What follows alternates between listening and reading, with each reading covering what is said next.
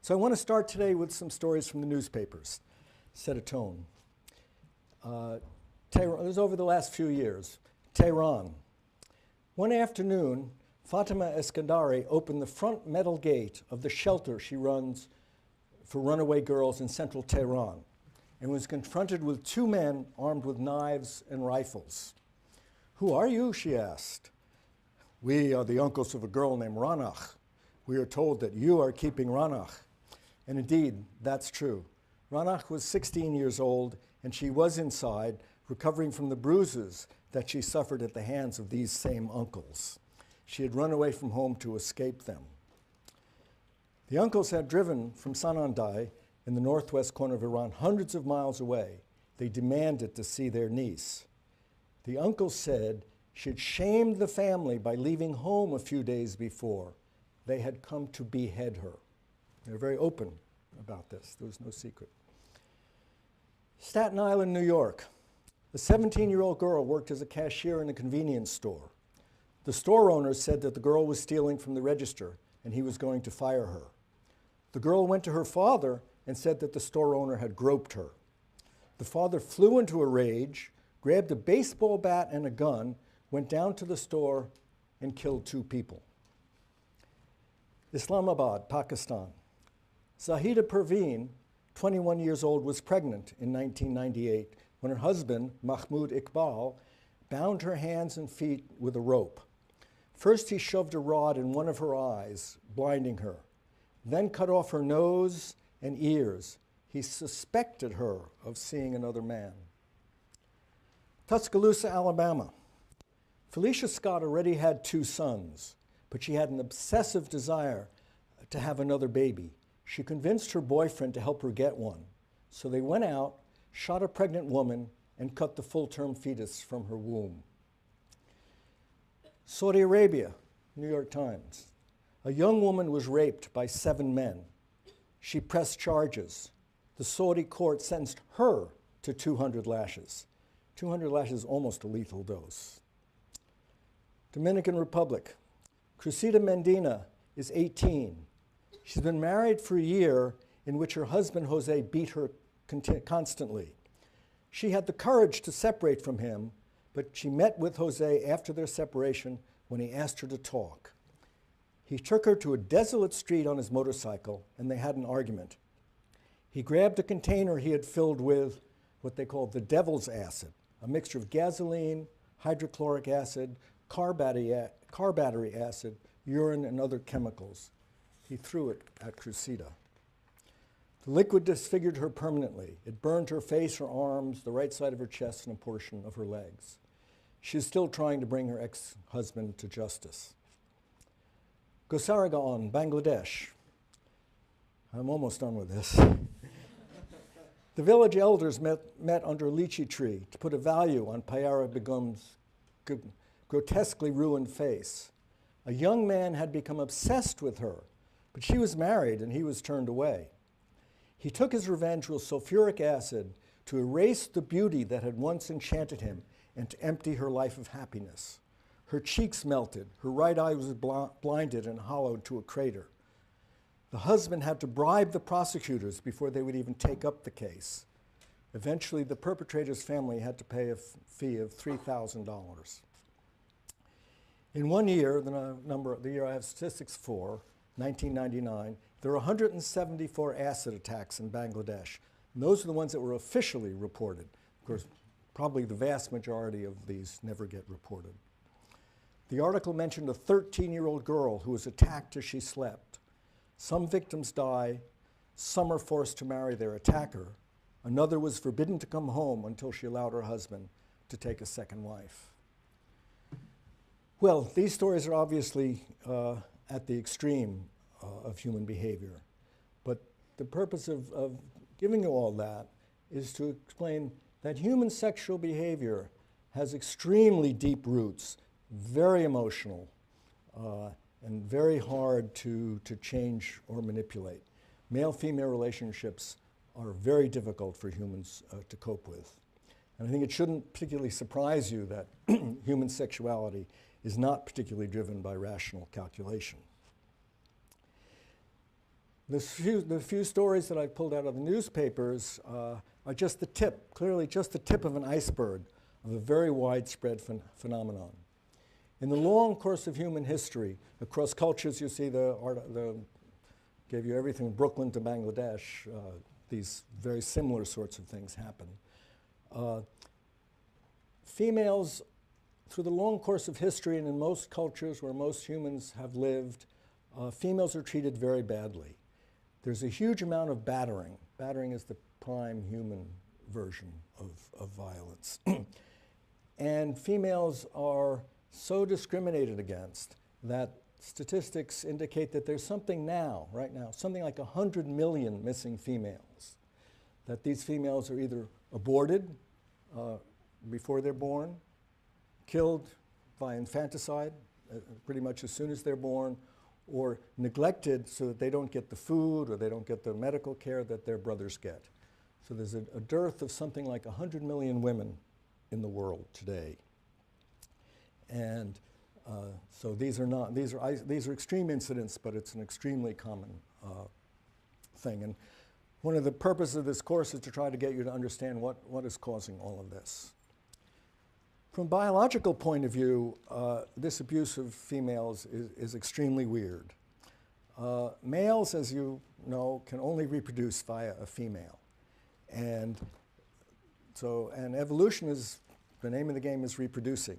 So almost all species, what kind of a female do the males want? They want the healthiest, most well-protected, the best-fed female, and you'll see some examples of the extremes to which males will go to provide this, so that that female can produce offspring for that male and carry on the evolution game.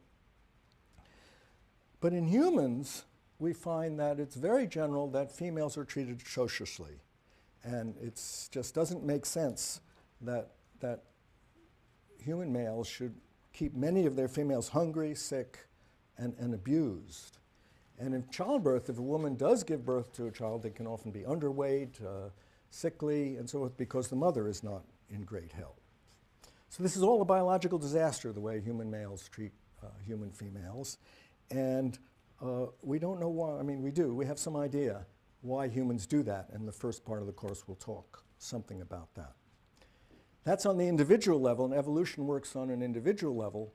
But if you think on a species level, missing 100 million of your breeders, that does not sound like a great tactic for survival of the species. So I spent some time when I started getting interested in this whole topic reading the anthropological literature, the sociological literature, the feminist literature, and basically I thought all those explanations were a crock. And I don't think they came close to an answer. So in my own studies, I had to go back to the very beginning and understand what sex was really all about. So I'm going to tell you a few important things about sex and reproduction. The first one is that reproduction turns out to be very difficult. So one day, I was sitting over in our botanical garden under one beautiful big huge oak tree that they have, and the ground was kind of just covered with acorns under this tree. And I asked one of the forestry people, because that's the kind of things that they know, I asked them, how many acorns does this tree produce? And they said, well, the spread is so much, and it's this high, and and it's so deep. And they came up with probably 750,000 acorns a year. I thought, wow. So I checked the literature and found that people that collect these nuts for commercial purposes, a good oak tree can produce 500 pounds of acorns a year. And many sources say that an oak tree produces millions of acorns in its lifetime. Wow, a lot of reproduction, right? Got to be sex before it. Then I asked myself, how many of these million acorns survive to make a tree like their parents? What's the answer? Basic biology course, you might know that. Well, what if each tree, on average, taking an average of trees, made 2 acorns? How many acorns would there be? How many oak trees would there be in the next? Made 2 acorns that made trees. How many oak trees would there be in the next generation? Twice as many as now. What if they only did? And so That can't continue, because then the earth would immediately fill up with oak trees, and we'd be this deep in acorns. And similarly, if the trees produce less, on average, less than one, what will happen to the oak species? Goes extinct. So over the long time, on average, each oak tree has only one acorn that grows up to be an acorn-producing tree itself. That's an amazing reduction. It puts out millions of acorns that only one survives. And of course, this is true not only for trees, but fish, which spew out, fish females, huge numbers, tens of thousands, hundreds of thousands of eggs, or males of many, many species that spew out billions of sperms, that in a sexual species, the way mammals are, 2 parents, on average 2 children. If 2 parents for a species average more than 2 children, the world fills up with squirrels or whatever animal we're talking about. If they have less than 2 over a long run, they've gone extinct. Most species, in fact, in the history have gone extinct. So the average of current species has got to be 1 for 1 or 2 for 2, depending on how you count. But for most species, it's less than that, because most species have gone extinct. So the answer is, it is brutally difficult to reproduce. If any given individual in a species produces a lot of children, more than 1 or 2, depending on how you're counting, then that means that some other individuals are having less. Again, unless the species are humans, which are about the only species that are increasing continuously over the long time. As an example, they now, by this genetic testing, have tested how many descendants does Genghis Khan have? And the answer is 16 million descendants, this one guy. So that's an awful lot. But guess how he did it? By killing a lot of men and raping their women. So he has that many descendants because an awful lot of men, all the men he killed, don't have any descendants. And that's just Genghis Khan. The Mongol horde had a lot of males. And I think they spread their seeds quite widely. And a lot of males in conquered people just didn't survive. So, and of course, every army in the world has done, essentially all, have done a huge amount of raping, and it's a wonderful instrument of gene flow in the human population. So, because reproduction is actually so difficult, species have evolved all kinds of fantastic mechanisms for trying to be successful at reproduction. So that's point 1. Point 2 is that sex is not fair. It's not only difficult, but it's not fair. So sex goes way back in evolution, and even bacteria do it. So this is, the biologists here are laughing. This is the bacteria that are in your colon, and they have sex in this manner. And so right now, billions of sexual acts are taking place in your unspeakable parts, and this is the way they do it. Now, I have to go back a little bit. In something like this, actually the exchange of DNA can be either way, and this is, even though the hairy guy on the left is producing that long pilus, as it's called, there's more or less equality of sexuality here. But when it comes to higher organisms, you get quite a different story. You all know the story of the chicken and the egg. Well, the way I tell it is the poor chicken. The chicken has to build this big egg, has to eat like crazy, put all that protein and fat into the egg, which are, if you're not fed in a barnyard, which are hard to come by. And then once the chicken is hatched, guess who sits, once the egg comes out, guess who sits on the egg? The female. Guess who protects the young? The female. So that's chickens. You can go all the way up to humans. Females have to spend 9 months pregnant, and then in most societies and most times, females are the ones that have the burden of responsibility for the children. Meanwhile, in all this, males just produce a little speck of protoplasm, insert it into the female, say bye-bye. I've had my quickie and I'm off. And not in all species, but in most species, the male has a very minimal part in reproduction, and the female has this huge burden. Now, why does that come about? You'd think evolution would require that females just wouldn't play this game in evolution, and they would require a more equal distribution of the labor. Well, it turns out it starts as a division of labor. So, the first animals to evolve, first of anything, were almost certainly in the sea and stuck down on the bottom or floating around, and so they couldn't move. And so how do you mate if you can't get up and find your mate? Well, you just spew out your sperms into the ocean, you spew out your eggs into the ocean, and you hope that they meet. Not a very efficient mechanisms. But at that stage, the male has to produce zillions of sperms and the female has to produce zillions of eggs.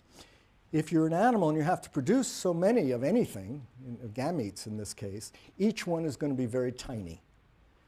If two tiny things meet and fuse, you've still got a tiny thing. And the odds of survival of a tiny thing are not very great. So evolution doesn't like that idea of the male and the female both spewing out lots and lots of these tiny gametes. So what happens eventually is that the two sexes separate, that the female's job is to make a big enough egg with enough nutrient in it so that the organism can survive, and the male's job is to go find that egg. And so what do males have? What do the sperms evolve? Tails, to take them swimming, right? And they find, their job is to find the egg in there, so there still has to be lots of those, and they have to expend a lot of energy swimming. So it's still an equal amount of investment. But then the whole animal, once evolution proceeds, the whole animal can now get up and walk over and find a female, or vice versa, and now they can copulate or do some sort of insemination very close together. This now does not require zillions and zillions of sperms. So if the eggs, say, are already laid, like a fish in a nest, the male just lays the sperms right on top of the eggs, and he needs some surplus over the number of eggs, but nothing to compensate for the amount of energy she's putting into her eggs. So you start getting an inequality. As soon as animals can find each other and mate in a more spatially enclosed way, then you start getting an equality.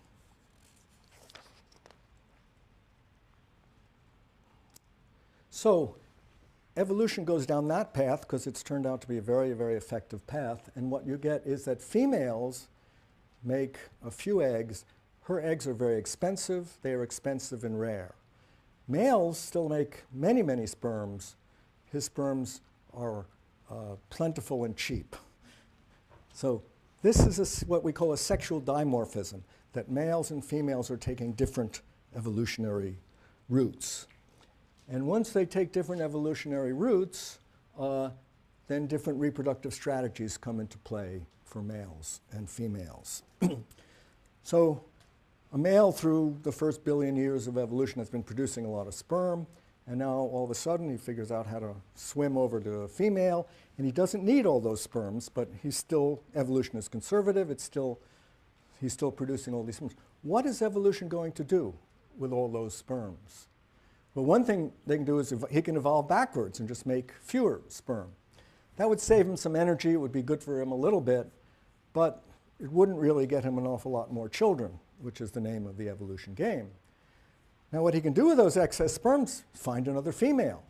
That his limit, there stops being a limit on the number of females that he can inseminate. He spreads his sperm to as many females as he can find. So this dimorphism, that sperm are cheap and plentiful while eggs are expensive and rare, leads to different strategies of reproduction in males and females. It also sets up some odd situations where, for instance, males are expendable. Because if one male can fertilize a lot of females, females don't need a lot of males around. And so, for instance, there's a certain female wasp that lays its egg in a caterpillar. Wasps are one of the major predators of caterpillar. They lay the egg in, the egg hatches and starts eating up the caterpillar. So, but all of the eggs that are laid in a single caterpillar compete with each other for the food that is the caterpillar. So what happens is evolution has arranged it that the females hatch first, and they eat up all their brothers except one. And then that one male can fertilize all his sisters, and things go on. So the males are expendable in that case. And if the females just ignored them and let them alive, the males would be competing with the females for food. The females would grow less big and healthy, and they would have less eggs, and evolution doesn't like that kind of a system. So all of these things, if you think it's not very difficult to find human examples of this. Who goes off to war and gets killed? Males. And very often you don't find any change in rate. The females manage to get inseminated in humans. So in lots and lots of species, the number of males is really not a critical factor in the amount of reproduction that goes on. So males can inseminate many females, but females want to worry about the survival of each egg. And similarly, again, this is pretty obvious in humans, that a female, if she gets pregnant, is going to be spending 9 months pregnant and then breastfeeds and won't get pregnant again. So it's at least a year and probably at least a year and a half before that female can get pregnant again. And we almost always bear only one child with an occasional twin or so forth. So a very low rate of reproduction where a male doesn't have any such kind of limit. And this does not mean that females are monogamous, because there's many other reasons why a female might want to have many mates. First of all, we'll see she might want to get resources from many males. You'll see she sometimes will not mate with a male unless that male gives her some resource. She might want to mate with a variety of males because she can't tell which one has the best genes. She may want to mate with many males if her environment is unpredictable, and even if she can tell something about his genes, she doesn't know what the environment for her children are going to be like. So she wants to shake up the deck and try have a variety of children with a variety of different genes. She might want each male to think that he's the father of the children so that he protects and doesn't kill the children. There are species who do that. There's a thing called sperm competition where she may want to have a whole variety of different sperms from different males in her, and then the sperms compete. So even though this sort of comic book presentation says, oh, males are promiscuous and males want to go around and have a lot of sex and females want one, there's many species with many reasons why a female may also want to be promiscuous. It used to be believed that many species were in fact monogamous. Some birds produce a very good example. What you observe is that a male and a female meet at the beginning of mating season. They stay together all mating season. She maybe sits on the eggs and he brings worms or some combination thereof. And people thought, well, this is great. This is monogamy and what wonderful animals they are. But now we can do DNA testing. And it ain't so. That apparently, so they call that now social monogamy and distinguish it from sexual monogamy. And apparently, while social monogamy is as we've always believed it to be, sexual monogamy is almost non-existent. In species, when they measure it, it turns out 10 to 70% of the progeny have been sired by someone other than what they call the resident male. And one article I read claimed that there's only one species where it is known for sure that they're 100% sexually monogamous. And in that case, the male and female physically fuse together. So neither can go anywhere. Okay, so males have the job of finding and gaining access to females. And they have basically two strategies. One is to let their sperms compete. In that case, they make just more and better sperm. And the sexual system in a species like that will be promiscuous, that the females will mate with many males. They'll have a lot of semen in their vagina or spermatheca or whatever, or sac for this. And then the sperms will compete with each other. And some scientists believe that in humans also, we have a variety of sperm, including killer sperm, and other kinds of sperm that go in and facilitate this fight. These killer sperm are supposed to kill sperm that have a different genotype. And it's very controversial about whether this is true or not. Data starts with when you look at sperm, they have human sperm, they have very different shapes. And one version is, well, all these other shapes are just damaged, they're just bad, they're not effective. And there's some evidence for that. And the other story is that, no, these are doing different jobs than fertilization. And it's a hot area of research. So that's strategy number one, to engage in sperm competition. And you'll see if we get time that in our related species, bonobos, chimps, our group of species generally engages in sperm competition. And what you get is very large testes.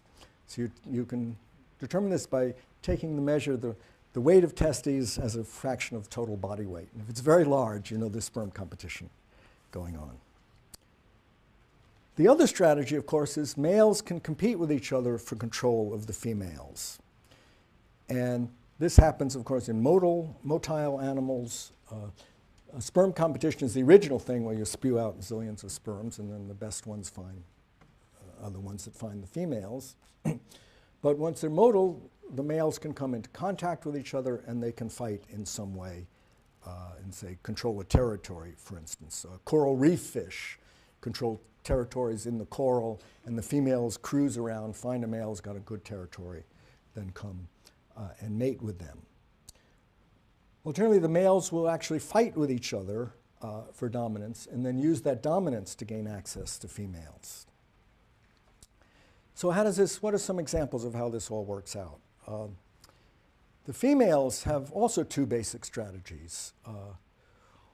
One is to get the males to provide resources other than sperm. And those resources allow her to build big, healthy eggs. And one of the really cute examples of this is in the jungle, protein, nitrogen, is very, very scarce. The soils are thin, and the rains wash everything away, so it's really hard to get nitrogen. Guess what's a great source of nitrogen? Dung. Any animal takes a dump in the rainforest, immediately there's all kinds of, especially insects, that come and are going to utilize that nitrogen. It's a really scarce resource. So beetles are ones that are very good at this, and there's a whole group of beetles called dung beetles. And what do? As soon as they detect this, by odor probably, they come in and start rolling it up into little balls, cutting, because it's much too big for them. Let me show you a picture. Come back.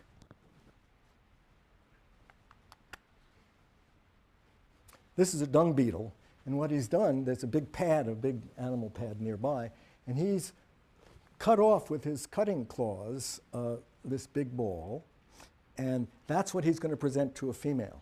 So a whole lot of dung beetles come in. They make these balls. Then in the species I'm talking about, they put it on their back and sort of parade around with it. Meanwhile, the females are around the outside, and they're watching all this go on. And what males do they choose? Ones with the biggest balls. So she wants resources, and that's her resource. Now, the most extreme case of this is in praying mantises. So praying mantises are beautiful animals, as you may know. Here's one of them. But they're very solitary. They have to actually catch insects. They sit on the ends of branches and with these claws, and they wait for an insect to fly by, and then they grab it and eat it. It's not an easy way to make your living. So they're poised, they're very quiet, and they want to capture meat. They have just a few milliseconds, something buzzing by. Now a male comes up and wants to mate with this female, but she's ready to eat. So he's got the problem of approaching her and not getting eaten. And in evolution, they sometimes get eaten, and that has led to a very interesting form of reproductive strategy, that what you see is that the male will come on, and you can see that that's the male on top, and look how much smaller he is than the female. Many species, the male is bigger, but he's smaller. And that's a sign that the males are not fighting with each other. We'll see later that if the male is bigger, that means almost always means they're fighting. But she's big because he only has to make sperm, she has to make eggs. Notice he has his head still on, she has her head on. That's the way it starts, and you think that something normal is going to take place. But in actual fact, she reaches around, grabs him, she's bigger and stronger than him, pulls him off, and starts eating his head. And what then happens is she allows him to go back, but now you can see she's still got her head. There's no head there. And the way the insect nervous system is put out, all the circuits to coordinate the copulation are down here. And what the head actually does is inhibit that. Unless it goes and says, well, most situations, no, this isn't right to start copulating, but only in the very special situation where it's a female. When she eats off his head, that releases those circuits from inhibition, and he copulates her to completion. Now, and then she can, when he's done, she can eat the rest of him. Now, what's really interesting is that he doesn't object. He doesn't try to get away. What's going on? The key thing is that this is a sparse species. How many of you have seen a praying mantis? How many of you have seen a lot of praying mantises? Yeah, one person. You must study them or something. They're not hard. They're not easy to find. There's not many of them. So if a male is lucky enough to find a female and get in this situation, man, he's in heaven. And it's unlikely if he leaves her, he's going to find another one. That's just an unlikely event. So how does he maximize his reproduction? Well, in my one chance, I've got to have that female produce as many eggs with my genes in it. So he wants her to produce a lot of big, very healthy eggs. And so his body is the food for her, including a lot of protein, so that she can make a whole lot of eggs. In evolution, it's worked out that males who sacrifice their bodies to this have more offspring than males who don't. So you see the evolution from him being prey just because he's prey to it being an actual part of the whole sexual situation. So the next time someone tells you that evolution is the survival of the fittest, what are you going to tell them? Survival has nothing to do with the price of cheese. That's only one of the ways. Okay. Now, the next strategy of females, the first is to get resources. The second strategy is for females to try to find the male with the best genes, and so that her offspring have good genes and are very successful. So there's a whole lot of aspects to this, and one is she has to be able to control which male is fertilizing her genes. So the more separated the male and the female are, when you spew out into the ocean eggs and sperms, there's no control whatsoever. The closer that you come, the male and the female come to each other, the more control that the female has. And one of the interesting ways of looking at this is internal fertilization, as in humans. It is, among other things, a strategy for female control. So internal fertilization and internal growth of the fetus has a lot of advantages. It protects the fetuses. Fetus allows the mother to provide nutrition and waste removal continuously, et cetera. But there's also this aspect of the female control strategy. Generally, if a female won't allow a mating, it doesn't happen. If the female doesn't allow it, then rape has to happen. We'll talk about rape later.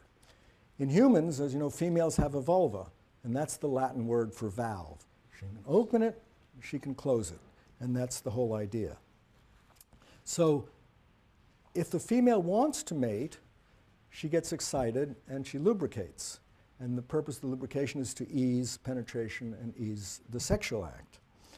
Behavioral, she's also, aside from lubricating, she's receptive, she assumes a proper posture, and everything goes just fine. But if she doesn't want to do it, and these things don't happen, there's no lubrication, there's no assumption of the proper posture, which is necessary for internal fertilization, then it's very hard for the male to intromit, and probably sexual intercourse won't happen. In a real rape, say among humans, the vagina does not lubricate, and that's why there's so much lacerating and tearing of the vaginal walls. That's why it's so dangerous, because it's part of the human female strategy to control what males inseminate her is to not lubricate, but if she's forced, there can be a lot of damage done to her. So how does a female know which male has the best genes, which male to allow to inseminate her? She has to either watch a competition or see the male in some way, or know the outcome of some competition that she doesn't see by, say, detecting a male's position in a status hierarchy. So in some birds, like flamingos, there's a beautiful movie of flamingos doing this, which I don't have time to show. There can be 100 or so males can gather together and start dancing. It's what's called a lek, and many of you may have heard of it or seen on National Geographic movies. The males dance back and forth, back and forth. They show their coordination. They show how perfect their feathers are. They show their stamina, because they're doing this for quite a long time. And again, the females stand around on the outside and try to notice a male who's a good dancer, a good, long, strong, well-coordinated dancer.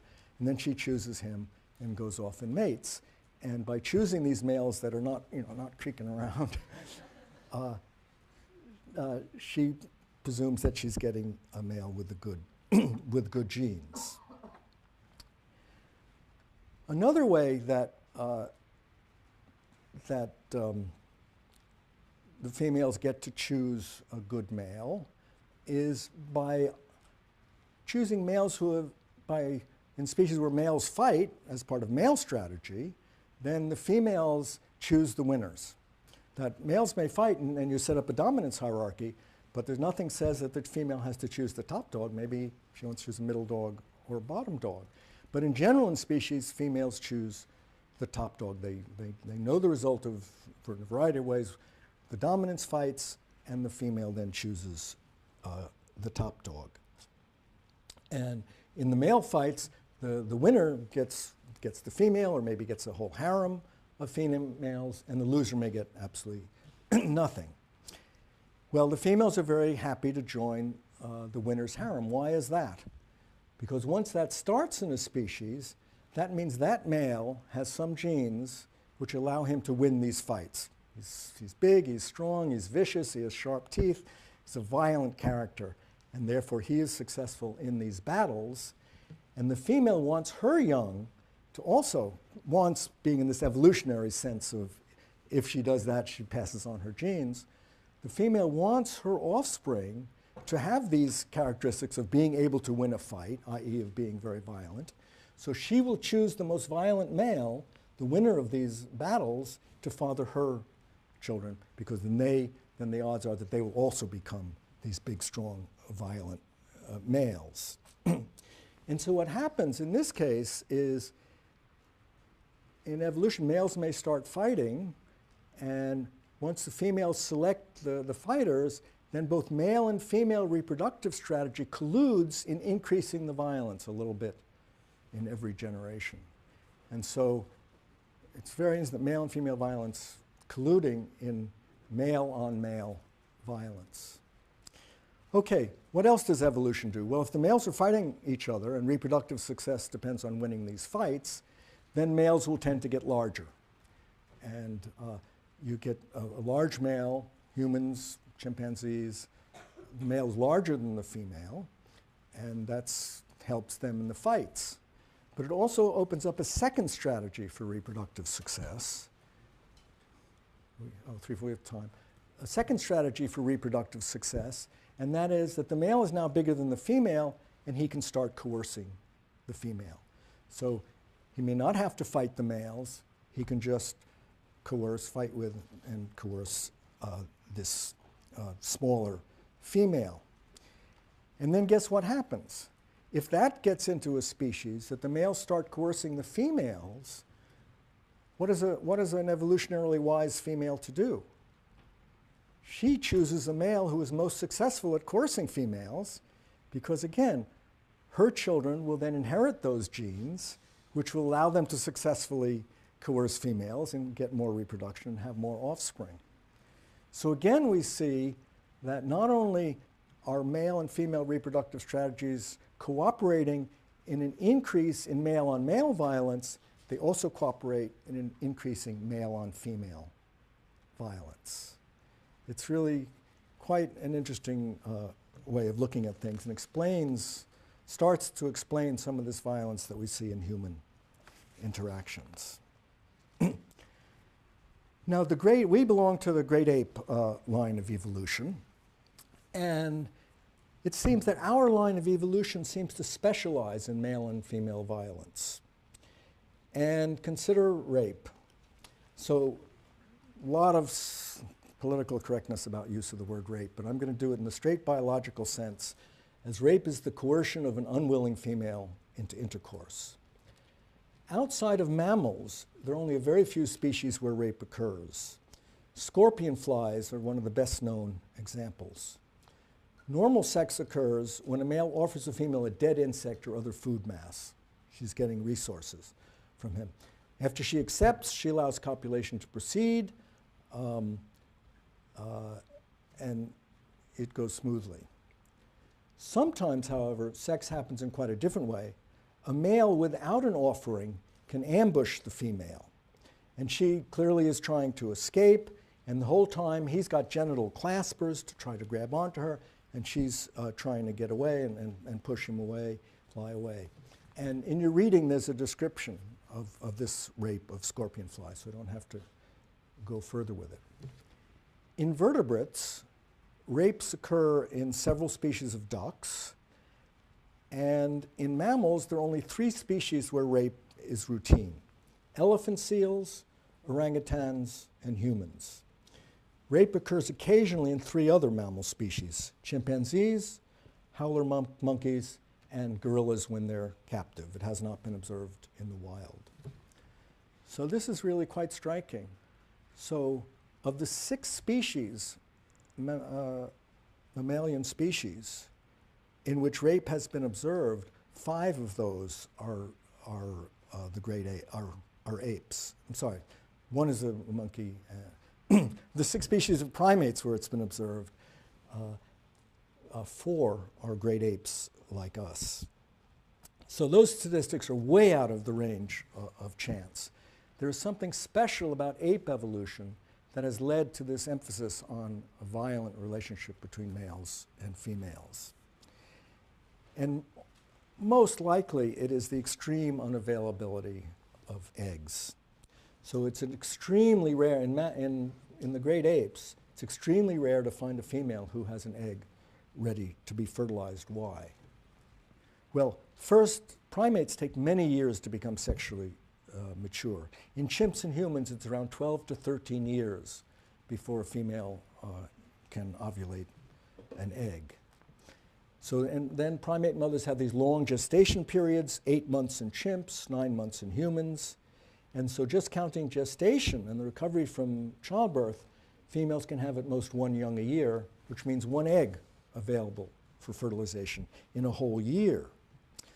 But then the females lactate, and you probably know about lactational amenorrhea, that when a female is lactating and the baby is sucking on the nipple, hormones are released and the female does not lactate, does not ovulate again. And the average for chimpanzees is about another 4 years in which the female breastfeeds the infant, and so she doesn't come into fertility again. And then they can sometimes stay with their young an even longer time. So the average birth interval for chimpanzees is 5.5 years. That means for any female, there's 1 egg every 5.5 years ready to be fertilized. That's Jane Goodall's number. A Japanese group says it's 6 years. For orangutans, it's 8 years. And gorilla females have a baby about once every 10 years. So there's an extreme dearth of eggs to get fertilized. So you have a chimp community. There's, say, 45 to 55 individuals, something like that. Maybe 10 or 12, this is a big community, 10 or 12 sexually mature males, about the same number of females, non-mature males and females. And of those then, given the very long period, there's probably going to be 1 or 2 females in that whole year who are going to be fertile and in estrus and ready to get fertilized.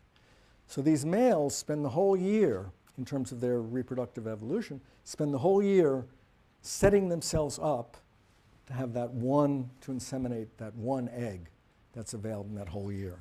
You can imagine there's going to be a huge amount of competition, a huge amount of violence among the males. And as we've seen, that male-male violence then spills over into male-female violence.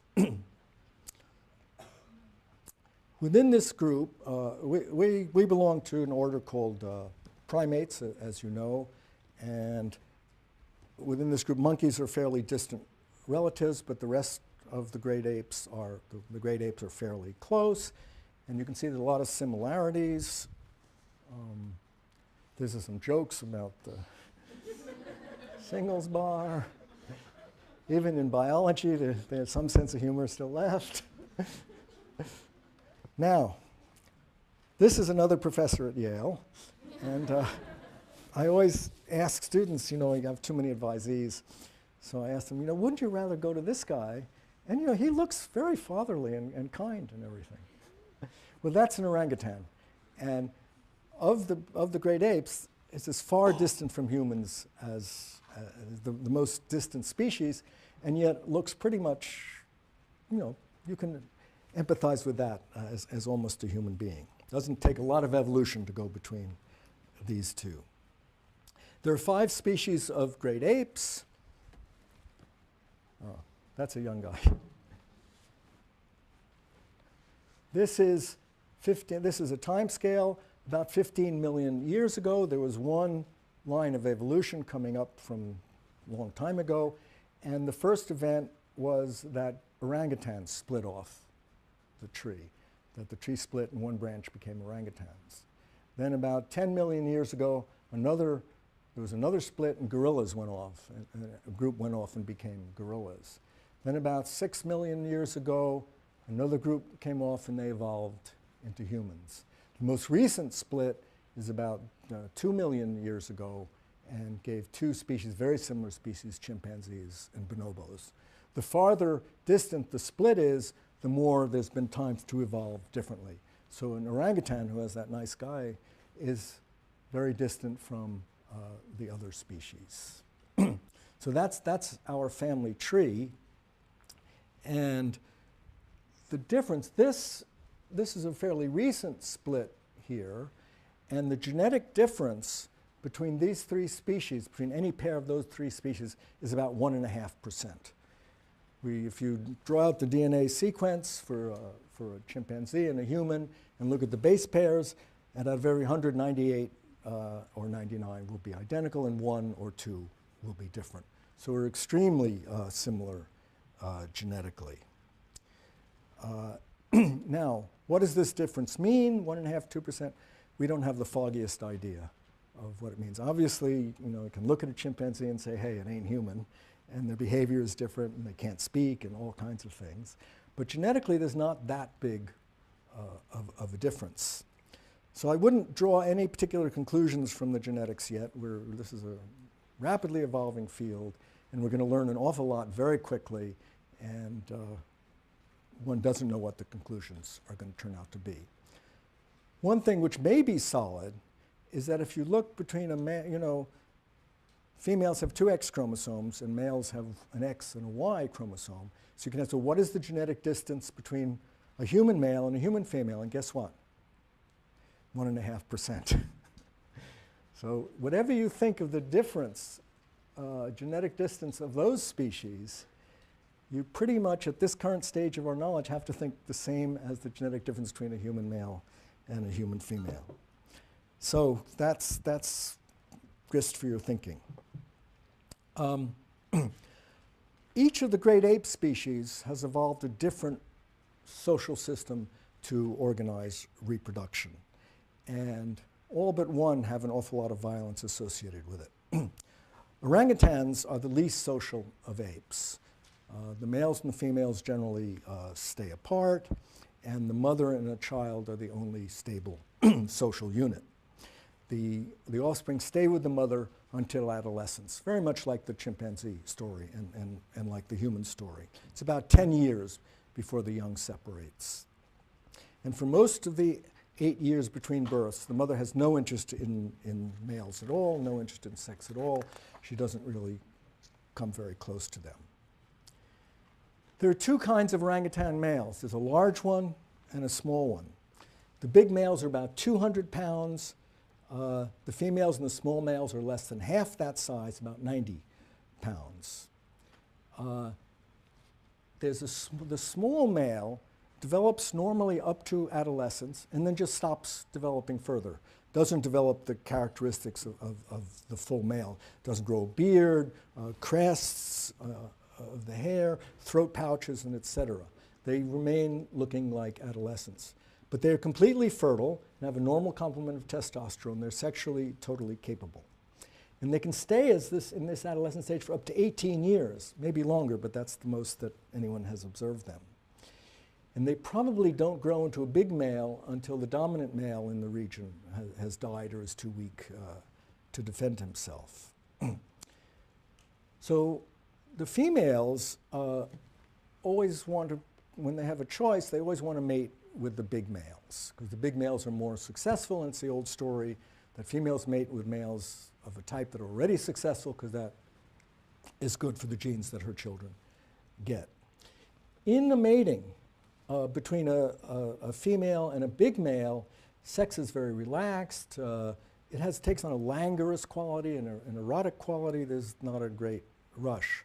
Matings can begin with oral or manual manipulation of the partner's genitalia, and it can be initiated by either the male or by the female. And when they finally do engage in intercourse, they do it often face-to-face, missionary style, and it takes for about as long as it takes humans, an average of 11 minutes and up to a half an hour, just in case you want to compare. Now, these big males are ponderous. They can't move fast, whereas the females are lithe and they can go pretty fast. So you know the female is choosing the male, because if she didn't want him, she could be gone. There's no way that he could catch her. But what about the small males? They are not attractive to females, but they have one advantage. They're small and they're fast, and they can run fast, and they can catch females. So that's what Mother Evolution has done. They try to catch and rape the females. And the females are usually, as I said, alone with their young. And if they're found by one of these small males, they're chased, and sometimes they get caught. And then the females show fear, and they struggle to escape, and the males sometimes strike them or bite them, and the females scream, and the young they're dependent, the young scream. The females bite back, they hit, they pull the hair of the males while the copulation is going on. And that lasts not more than 10 minutes. So how common is this? Different orangutans are very hard to see. They live in a part of Borneo that's hard to get to, and they're very hard to see. But so there's different studies coming to different conclusions. One ethologist found that about one third of orang mutations involve some degree of forcing of the female by the male. Japanese observers reported that 88% of the copulations were rapes, and that these were the severe kind. A Dutch observer judged half the copulations to be rape. So these are not rare events. They're a standard part of the orangutan sexual strategy. There's a lot of examples where orangs are close enough to humans that apparently a lot of those same sexual signals are passing. A woman primatologist who ran primatology research in Borneo talked about an orang who had lived with humans for a lot of his life, so he was very acculturated to humans. And one day, apparently, he raped one of the female cooks. The orangutan, the male orang, raped one of the human female cooks at the camp. And apparently it was a complete rape with penetration and everything. And as you know, rape is a big embarrassment for the female as well as the male. But in this case, and this is in Indonesia, the husband, very unusually, took it quite easily. The husband said that since the rapist was not human, the rape should not provoke shame or rage. He said, "Why should my wife or I be concerned? It wasn't a man." So there's all kinds of stories that I don't have time to tell you about this. Okay, now why doesn't evolution just keep the males and females together? Probably food density. This food is hard to get, and individuals have to forage alone to find enough food. If they forage in pairs, what they found would not be enough for two of them. Now, gorillas live in a region and have an ecology that they have more food available to them. So they live in somewhat larger groups, and in gorillas, the females stick close to the male. Each male, a big silverback male, can have a harem of, say, 3 to 4 females. In these harem things, they spend most of their time, just the few of them together. They're quiet, they're relaxed, they're affectionate with each other. The troop is stable with the one silverback, the 3 or 4 females, and whatever young they have. Very little aggressiveness between the males and the females, or female to female, just hardly happens. But, as I said before, if one male is controlling 3 to 4 females, that means there's 2 to 3 males that don't have any mates whatsoever. And what is evolution going to do with those bachelor males? Again, it ain't nice. The males, so the gorillas travel through the jungle, resting some, eating some. They eat fruits, they eat roots, they eat shoots. These bachelor males follow the troop on the uphill side and just wait until the silverback is not watching. Then they charge down. They can make a fair amount of noise, so often the silverback notices and goes over and beats the hell out of the guy, and he retreats again. But every so often he's successful. The male is with another female or off, never very far away, but a little away. He goes down. What does he do? He charges downhill, so he gets up a lot of speed. He charges right at a female with a young. He grabs the young, immediately smashes it on the ground and kills it. Runs away. Doesn't try to do anything, but just kills the young of the female. Now, what does the female do? The females these are very smart. They're great apes, so they're very smart. They recognize each other as individuals. They have long memories. So you would expect that this female would remember this male the rest of her life and fear him, hate him, avoid him. In fact, the opposite happens. What happens is the female, within a few days, generally leaves the silverback that was supposed to be guarding her and goes with the single male, and they go off and have a consortship. What the message that the male is delivering to the female is, look, you've put a huge investment into this infant, and now it's wasted. That guy can't protect you. He has too many females, he's too old, he's too big and slow, he can't protect you. You can stay with him, get pregnant again, and I'm going to come down and kill your next baby too. So if you want to reproduce, you come off with me. Of course, none of this is verbal. This is an evolutionary story. I hope you understand that they're not mentating this stuff that I'm saying. And so what you notice is in a few days, this female leaves and goes with the male that has just killed her young and starts reproducing with that one. That may be stable and last a long time, or another male may come by and in a few months separate them. So again, these are not isolated incidents. Diane Fossey had data on about 50 infants. 38% of them died before they were 3, and 37% of those were from infanticide. About 1 infant in 7 dies from infanticide. And each of the female gorillas she studied had at least 1 infant that was killed by infanticide. So in the gorillas, the females are trapped in this vortex of male-initiated violence. At any moment, a male may come crashing through the forest and kill her young. And the best way for her to prevent this is to go off with that male. She needs protection. She lives in a world of baby killers, and she needs protection from them. Chimpanzees, so we're going down the list of species, and we won't get time to finish, but chimpanzees have yet another solution to this primate reproductive problem of very, very scarce eggs. Unlike orangs and gorillas, the males are not solitary, but related males spend their lifetime together as a community. Chimps live in groups of about 40 individuals.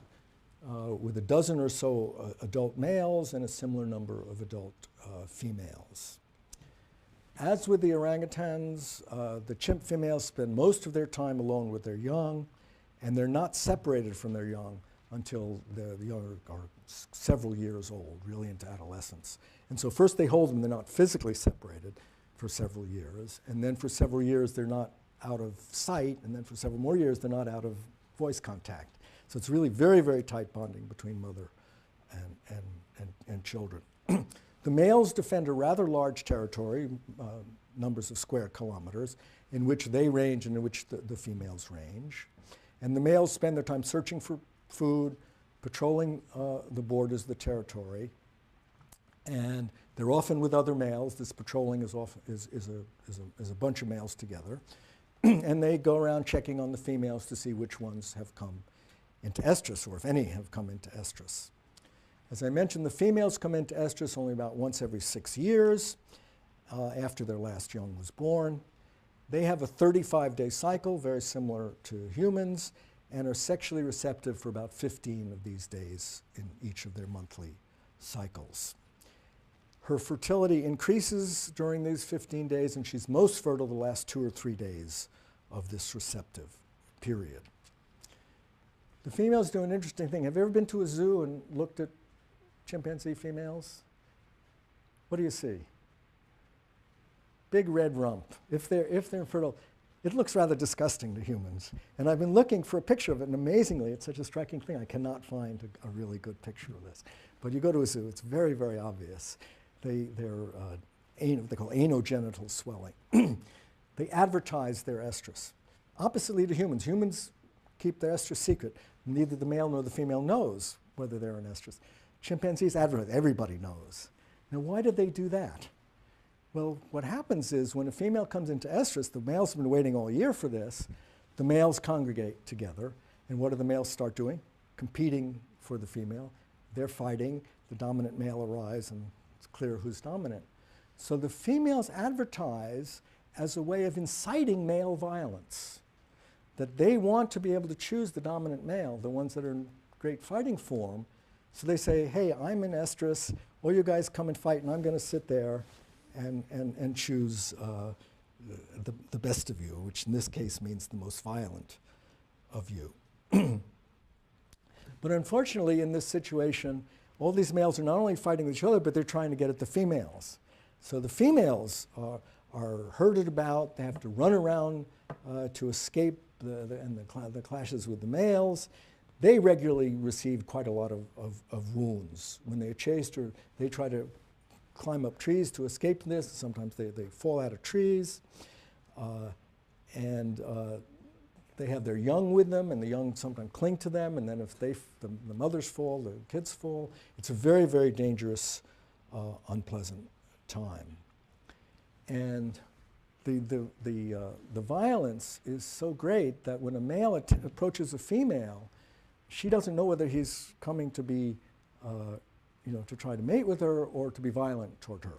Because you'll read in the reading how the males have a long history of being violent to the females. It's a way of cowing them so that when they're in this melee, when they're estrus and the male approaches them, they don't resist. If they do try to resist, he does a lot of violence on them. So the male has to, when a male comes and wants to mate with the female, he has to signal to her, don't run away, I'm not going to try to beat you up. And he has, these orangutans, gorilla, chimpanzee with her young. This male is inspecting the female. That not only is a red rump, but there's odors, chemicals, and he's trying to see what the status of her cycle is. And this is a male displaying, letting a female know that this is a sexual engagement.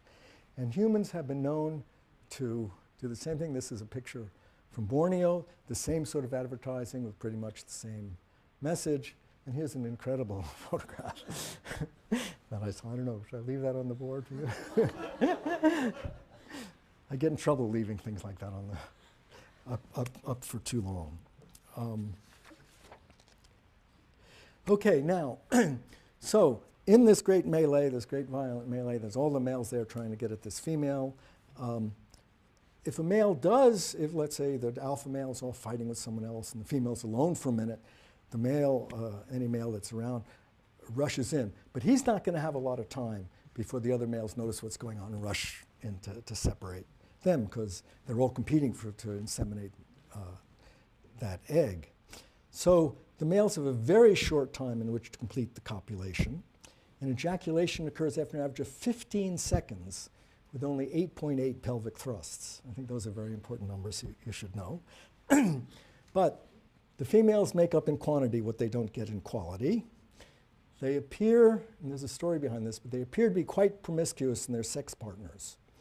In the community followed by Jane Goodall, in each estrus cycle, each female had at least one bout of intercourse with every male.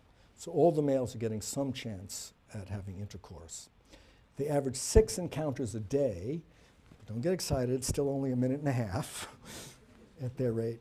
And in each monthly sexual cycle, they have about 100 or so bouts of intercourse. So there's a lot of sexuality. Do females have orgasms? Not known. There's debates about it, but not known. All right, I guess our time is running out. We will continue on Thursday, and I'll set up sections in between. And any questions? Okay, I stay after every lecture for as long as necessary if people want to come down and ask questions. So I want to start today with some stories from the newspapers, set a tone. This was over the last few years. Tehran. One afternoon, Fatima Eskandari opened the front metal gate of the shelter she runs for runaway girls in central Tehran and was confronted with 2 men armed with knives and rifles. "Who are you?" she asked. "We are the uncles of a girl named Ranach. We are told that you are keeping Ranach." And indeed, that's true. Ranach was 16 years old, and she was inside, recovering from the bruises that she suffered at the hands of these same uncles. She had run away from home to escape them. The uncles had driven from Sanandaj in the northwest corner of Iran, hundreds of miles away. They demanded to see their niece. The uncles said she had shamed the family by leaving home a few days before. They had come to behead her. They were very open about this. There was no secret. Staten Island, New York. A 17-year-old girl worked as a cashier in a convenience store. The store owner said that the girl was stealing from the register and he was going to fire her. The girl went to her father and said that the store owner had groped her. The father flew into a rage, grabbed a baseball bat and a gun, went down to the store and killed 2 people. Islamabad, Pakistan. Zahida Perveen, 21 years old, was pregnant in 1998 when her husband, Mahmoud Iqbal, bound her hands and feet with a rope. First, he shoved a rod in one of her eyes, blinding her, then cut off her nose and ears. He suspected her of seeing another man. Tuscaloosa, Alabama. Felicia Scott already had 2 sons, but she had an obsessive desire to have another baby. She convinced her boyfriend to help her get one. So they went out, shot a pregnant woman, and cut the full-term fetus. Some were forced to marry their attacker. Another was forbidden to come home until she allowed her husband to take a second wife. Well, these stories are obviously at the extreme of human behavior. But the purpose of giving you all that is to explain that human sexual behavior has extremely deep roots, very emotional, and very hard to change or manipulate. Male-female relationships are very difficult for humans to cope with. And I think it shouldn't particularly surprise you that human sexuality is not particularly driven by rational calculation. The few stories that I pulled out of the newspapers are just the tip, clearly just the tip of an iceberg of a very widespread phenomenon. In the long course of human history, across cultures, you see gave you everything from Brooklyn to Bangladesh, these very similar sorts of things happen. Females, through the long course of history and in most cultures where most humans have lived, females are treated very badly. There's a huge amount of battering. Battering is the prime human version of violence. And females are so discriminated against that statistics indicate that there's something now, right now, something like 100 million missing females. That these females are either aborted before they're born, killed by infanticide pretty much as soon as they're born, or neglected so that they don't get the food or they don't get the medical care that their brothers get. So there's a dearth of something like 100 million women in the world today. And so these are extreme incidents, but it's an extremely common thing. And one of the purposes of this course is to try to get you to understand what is causing all of this. From biologists from her womb. Saudi Arabia, New York Times. A young woman was raped by 7 men. She pressed charges. The Saudi court sentenced her to 200 lashes. 200 lashes is almost a lethal dose. Dominican Republic. Cressida Mendina is 18. She's been married for a year in which her husband, Jose, beat her constantly. She had the courage to separate from him, but she met with Jose after their separation when he asked her to talk. He took her to a desolate street on his motorcycle, and they had an argument. He grabbed a container he had filled with what they called the devil's acid, a mixture of gasoline, hydrochloric acid, car battery acid, urine, and other chemicals. He threw it at Cressida. The liquid disfigured her permanently. It burned her face, her arms, the right side of her chest, and a portion of her legs. She is still trying to bring her ex-husband to justice. Gosaragan, Bangladesh.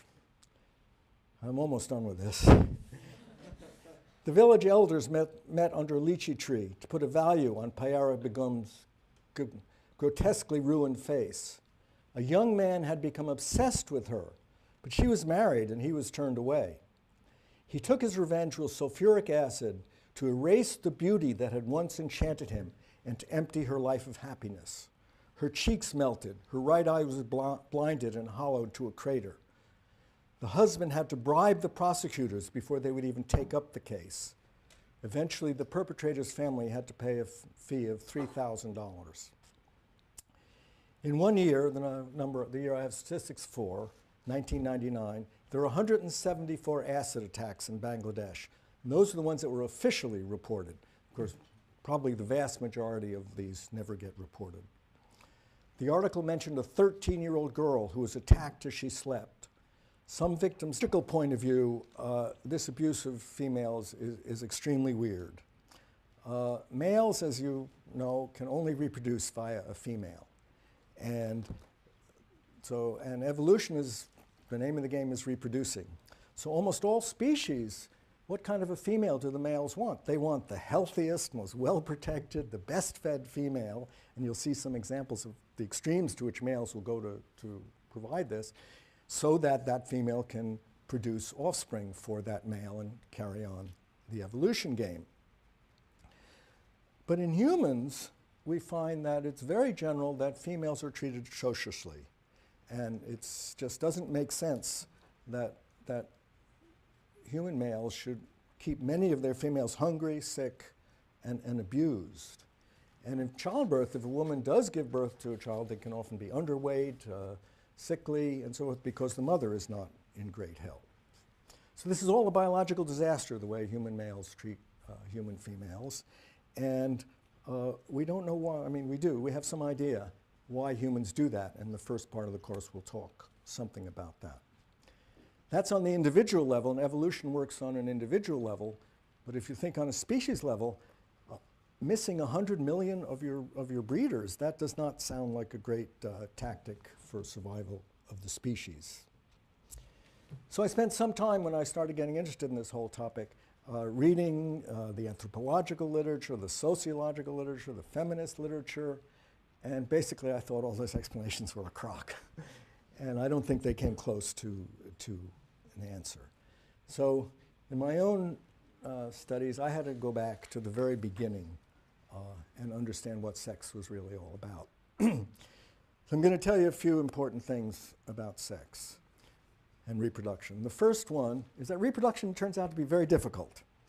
So one day, I was sitting over in our botanical garden under one beautiful big oak, huge oak tree that they have, and the ground was kind of just covered with acorns under this tree. And I asked one of the forestry people, because that's the kind of things that they know, I asked them, how many acorns does this tree produce?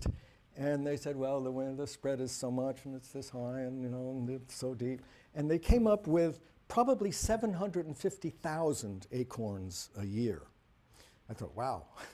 So I checked the literature and found that people that collect these nuts for commercial purposes, a good oak tree can produce 500 pounds of acorns a year. And many sources say that an oak tree produces millions of acorns in its lifetime. Wow, a lot of reproduction, right? Got to be sex before it.